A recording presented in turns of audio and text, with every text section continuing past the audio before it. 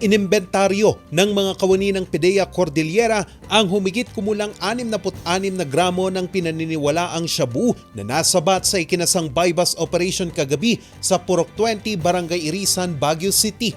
Nagkakalaga ang mga ito ng higit 488,000 pesos.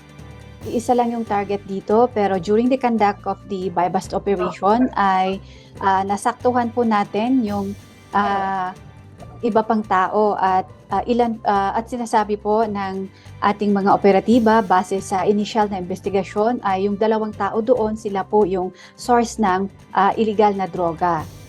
Sa pagsasagawa ng operasyon ay napag-alaman ng mga otoridad na ang bahay ng suspect pala ay isang drug den.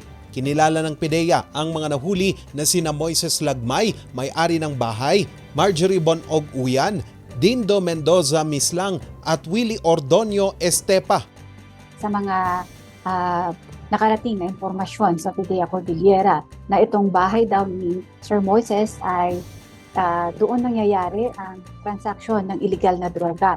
Doon po pinupunta nitong supplier ang mga illegal na droga at minsan punta din doon ang mga taong gumagamit. Kaya't masasabi natin na ito po ay isang drug den. Maliban sa droga, kinumpiska din ng mga otoridad ang mga drug paraphernalia, perang ginamit sa transaksyon at isang sasakyan. Ikinadismaya naman ito ng Barangay Irisan lalo na't kakadeklara lang na drug-free ang barangay noong Hulyo. Malaking hamon sa amin na barangay official yan, yung may nahuhuli sa jurisdiction natin. Kahit ayaw natin, pero tama na lang naman na magtrabaho yung PDEA para maano yan kasi masamang bisyo yan. Kaya gano'n na lang, buti na lang at nahuli yung tao. Ayon sa PDEA, ito na ang pang-apat na drug den na kanilang sinalakay sa nasabing barangay. Pero paglilinaw ng barangay at PDEA, yung nahuli kagabi nga caretaker, tapos taga-ibang barangay, hindi naman original na taga-Irisan. Kasi alam po natin, itong mga drug personalities ay palipat-lipat ng tirahan. Kaya't ang focus talaga natin ay pangkalahatan. inirekomenda naman ng PDEA sa Barangay Anti-Drug Abuse Council o BADAC ng Barangay Irisan na pagbutihin pa nila ang kanilang aksyon kontra droga.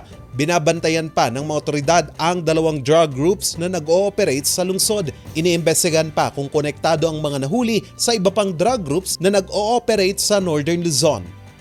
Charles Nicolimon para sa Luzon Headlines.